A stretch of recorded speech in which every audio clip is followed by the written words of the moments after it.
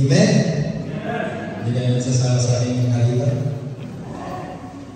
Purihin ang Panginoon dahil ang itinunta natin dito ay ang purihin. Kung kayong mong tignan, ang tignan natin ngayon ay ang Panginoon na buhay more than 2,000 years ago. Nadala-dala ng bawat mananampalatayang Kristiyano hanggang bukas. Darating na natin ang Panginoon bukas ay dala-dala natin. Amen? Sabi kahapon, ang Panginoon ay mabuti. Nagamit ko na. English na yata ang gusto ko dyan. Lahat sa lahat ng panahon. Ngayon naman ay He is alive. The tomb is empty. Yan yung mga title dito sa kung tingnan niyo yung mga Gospels ay the empty tomb, He is alive, Jesus is risen from the dead. Isang verse ang nilagay ko dyan, ngunit dyan ako kasi sumen mamaya. Ngunit gusto ko muna bigyan na pinakamahalagang pagbati sa bawat isa sa atin dahil alam ko ay ang Banal na Espiritu ang nangusap para pagkaisahin ang mga Kristiyano mula Modena, Bologna at meron din yata ang taga rito. Magkakaroon. Mamay-minister natin yung mga madre dyan, hindi maliligtas sila. Ilang taon kayong ginagamit ang lugar na ito? Pastor Vincent? 6 years. Okay? So yung pang 7 years, next year, kung hindi pa babalik ang Panginoon, ay babalik tayo rito. Amen? Amen. Pero kung babalik ng Panginoon bukas, hopefully, handa ang bawat isa. Handa na ba tayo sa kanyang pagbabalik? Dahil ayon dun sa ating na-meditate, ang Panginoon ay aalalahanin natin siya Pupurihin natin siya, paglilingkuran natin siya hanggang sa kanyang pagbabalik at dadalhin niya ang lahat ng mga kumilala sa kanya, sa kanyang karihan at tutuloy nating sambahin siya at pupurihin natin siya. Dahil siya ang Panginoon ng mga Panginoon at Hari ng mga hari.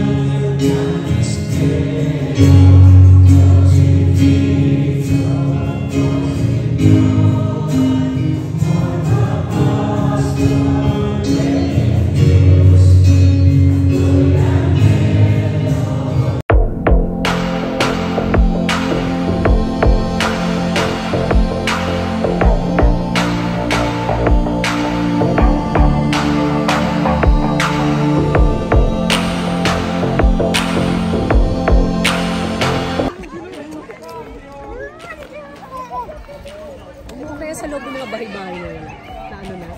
Na-sorbet, itingnan mo.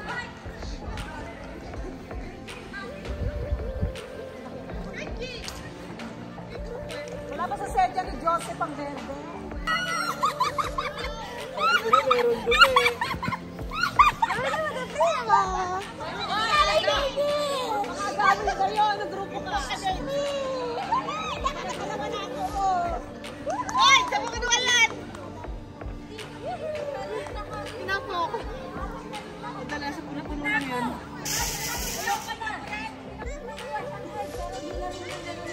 Hindi sa orto, wala naman na ito. Meron doon. Meron dito sa orto. Ako baka pasukin yung mga ano.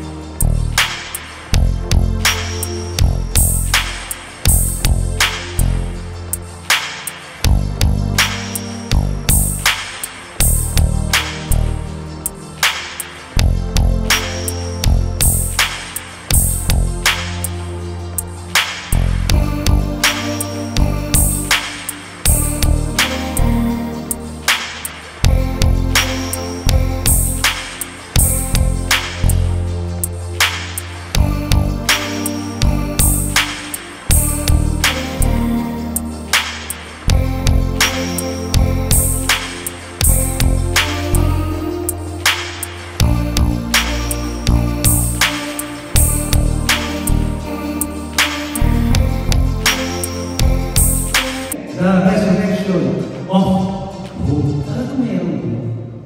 Dahil ito ay Panginoon Jesus. At alam natin, outside Jerusalem, meron po talagang isang tomb doon na nabuksan. It is Sunday morning, we found out that Mary Magdalene, just like what Pastor John said, and other Mary, which is the mother of James, nagpunta sila sa tomb of Jesus. Pinuntahan nila ang tomb ni Jesus at doon nila nakita at mangha sila dahil the stone was rolled away. Unang-una nilang nakita ron, kasi diba, sabi ng the Pharisees said, sinabi Pastor niya kanina, beware ha, sabi nila, kasi itong taong ito, baka mangyari sila sa after 3 days, he will rose again. So unang-una nakita nila ron, yung sin, nasira. The sin was broken, and the stone has rolled away, lumulog. Iniisip na nila sa book of Matthew, sabi nila, paano natin bubuksan ito? How can we open that door? How can I open that tomb? Napakabigat ng bato na ito. So bigla pagdating nila ron, God is working out. Gumawa ng Panginoon sa oras na ito. Yung stone, even the soldiers, Panginoon, mga kapatid. Yung sin, yung stone, at yung soldiers po. So yung soldiers talaga nakabantay sila. At sabi nga, may salita dito, yung narinig. Yung mga Romans, the elder Daniel, malaking tao talaga sila. Diba? Malaking tao. So hindi ito basta-basta soldier na mabayaran ng 10 euro, tapos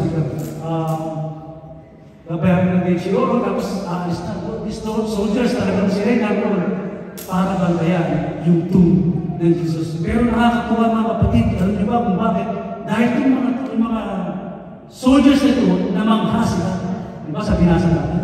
Nagulat sila dahil nakita talaga nila yung liwanag ng isang anghel. The angel of the Lord shined upon them and they shook. Hanggang sa mukha sila. How ironic talaga kung makikita mo yung man outside the tomb look like dead, but inside the tomb, a man looked dead is now alive. That was Jesus. So napaka-ironic po yung nangyari. So sabi na yun sa kanila, nasa natin kanina, sa kanila ng angel, alam mo kung bakit kayo narito? You are looking for Jesus. And then the angel sitting on the stone, they invited to see that their life will change forever. Sabi nga ng angel, sinabihan ko mga ito, the life they had will change forever. Tulad mo na pinasa natin, sabi ba, the angel answered and said to the woman, He is not here, for He is risen. Bakit mo naman pala hanapin yung patay sa yung buhay sa mga patay? Kasi na, in their mind, talagang namatay ang Panginoong Jesus. Pero nakalimutan niya lahat ng kanyang promises, His teaching, His miracles. Tapos nalaman nila, nakalimutan nila, nga pala ito. Sabi na, after 3 days, He will mabubuhay ulit. So sabi sa kanila ng anghel, sabi sa kanila ng anghel, He is not here, for He is risen. One thing I know that you believe that Christ is risen from the dead, meron dapat tayong 4 na karakter. Sandali lang po ito. Bago tayo, ano oras ba yung ating dinner? Ngayon gusto ko sa inyo, pagkakas sa dinner, cemetery. Ano oras ba yung preaching ni Pastor John? Magkatawag na lang yung mga yun. Pero pagkaganyan, di ba? Alam na, natuwa ko sa staff natin kanina. Lahat siya, tingnan natin. Hindi ako na po sa personal yung Lego akin na okay, sabi sa mga angel, He is not here, for He is risen. Come see the place where He lives.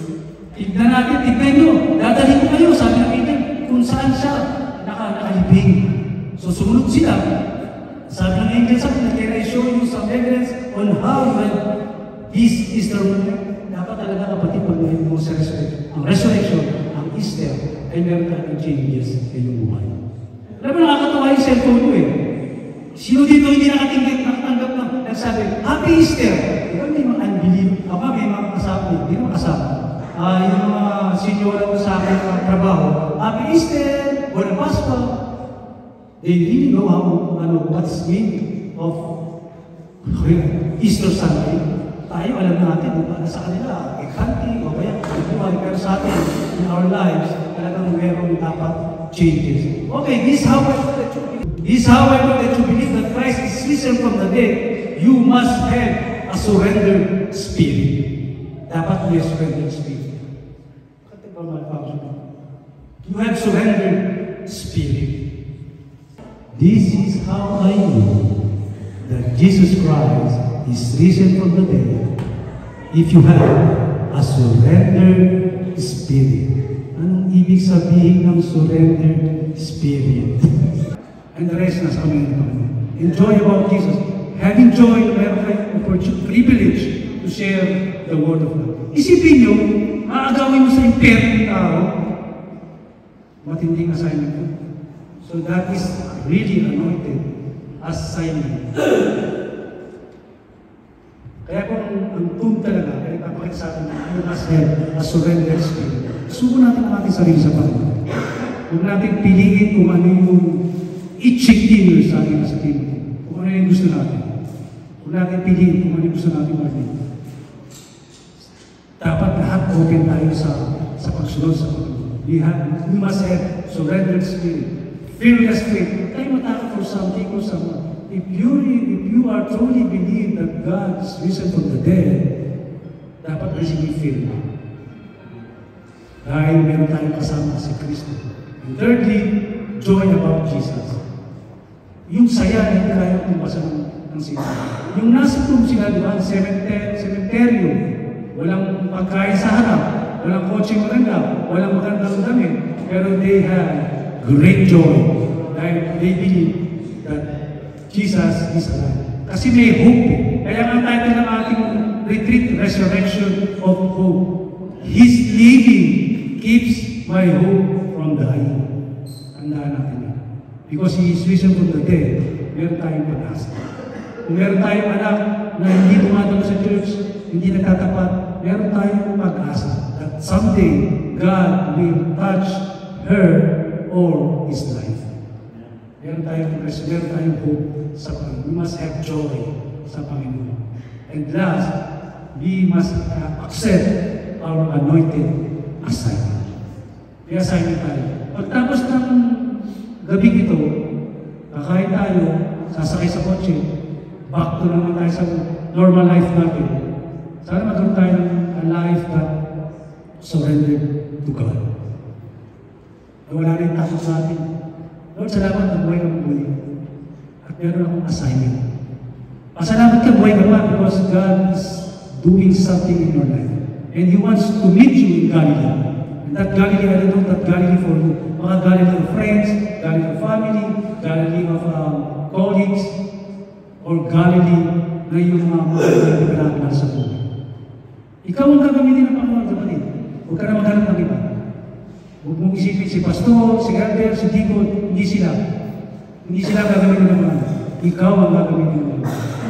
We must accept our anointed assignment. To God be the glory.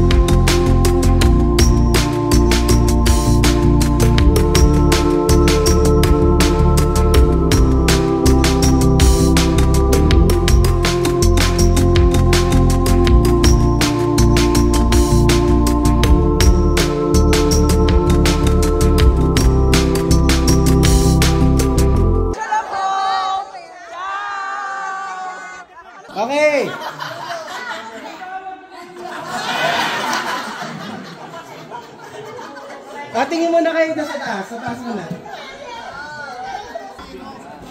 Okay. Ready? Altre ha. 1, 2, 3.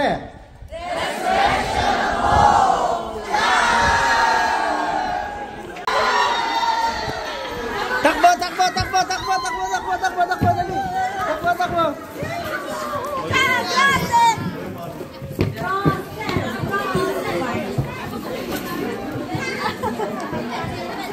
Busog-busog.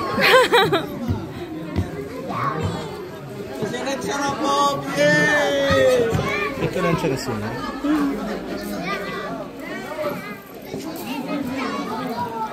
DJ!